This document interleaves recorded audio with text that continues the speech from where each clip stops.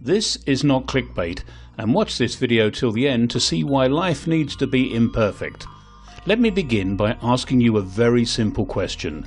Do you have a perfect life? Are you satisfied and happy with what you are and what you have? Perhaps very few may answer yes, but may not be able to describe what is the perfect life, what is the perfect person, and what is the perfect achievement. On the contrary, those who say no will give many reasons to describe about their imperfections. There is an interesting story about a so-called perfect man who calculated his life from the present to the future and accordingly made his preparation for life meticulously. He prepared for a lifespan that would certainly end at the maximum of his 90th year.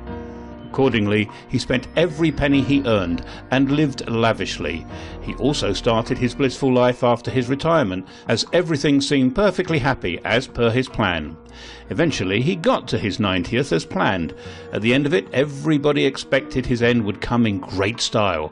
As expectations grew for his grand death, the gentleman himself was counting and counting, and to his disbelief and to his dismay, the much anticipated event of death didn't come. He was perplexed and went into a state of shock when he saw that the stone which he threw up, expecting it to travel a certain distance and fall to the ground on time, didn't happen. Such is the truth of life. Walking along towards the horizon, you'll find the horizon has actually moved away. Every time when you think you've reached the last one, that one is never the final one. You continue walking, discovering newer and newer horizons. The theory of evolution, which we believe is the fundamental theory of life, implies that everything in the universe is still evolving, and hence it's imperfect, which is why there's always big room for improvement. Therefore, life must be ever-changing and be ever-dynamic, a journey towards improvement. This leads to another important fact of life. That is, life is limited by time, space and circumstances. And therefore, though, life is short, precious and not repeatable. Our past and present is what we have, and our future is unknown. Till this moment, what has happened is our past, and probably we didn't have control over certain factors because of a lack of awareness, actions and surroundings, whereas all our achievements till now could be assigned to certain facts, circumstances and actions that we knew and that we control. Let us ponder about our now, the present. The present is the most precious moment in our life because it is at hand now, and we can in fact define our future to a great extent by our present thought and actions, which is also described as developing a purpose and action plan within a time frame. Let us start with defining the purpose. Suppose you're completing your master's studies and distinction is your purpose. Where do you want to do it? Maybe in Harvard or Stanford. This is your location, or the space, and each space or location offers you many beautiful amenities, surroundings, scholarships, comforts, academic facilities, etc. This is your circumstance.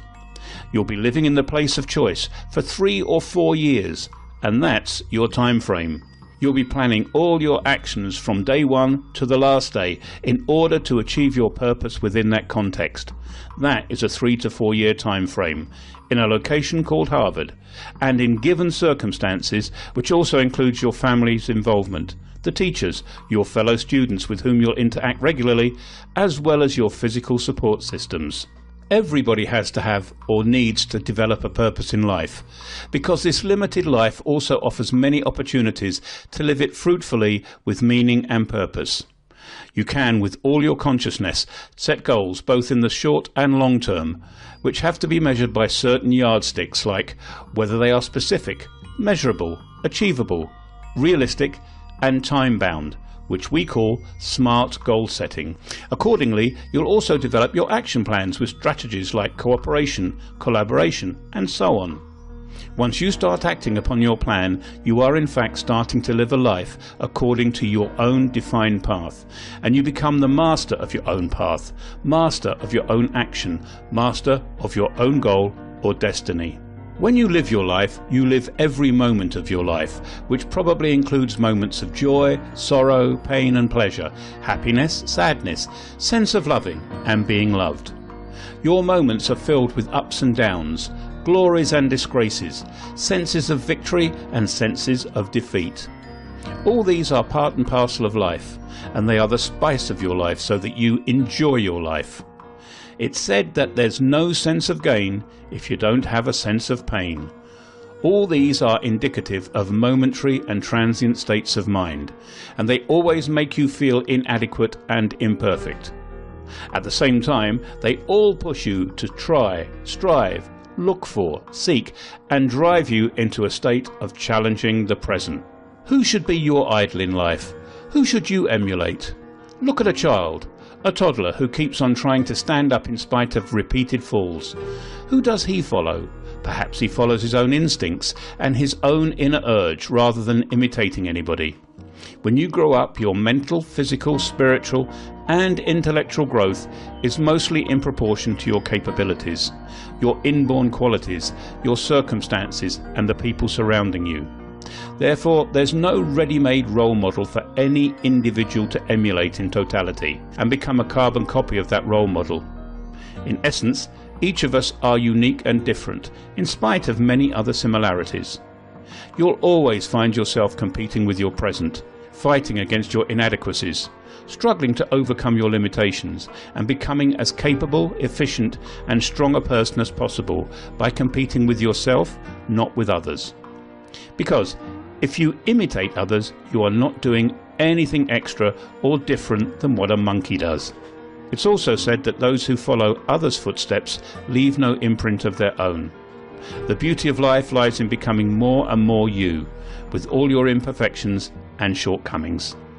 The bottom line of this discourse is life needs to be imperfect because it's evolving, and there's always big room for greater attainment. Life teaches us: 1. Never compare yourself with others because you are incomparable. 2. You should never be a blind imitator because you can never enjoy borrowed life. 3. Compete with yourself so that you'll be competent. 4.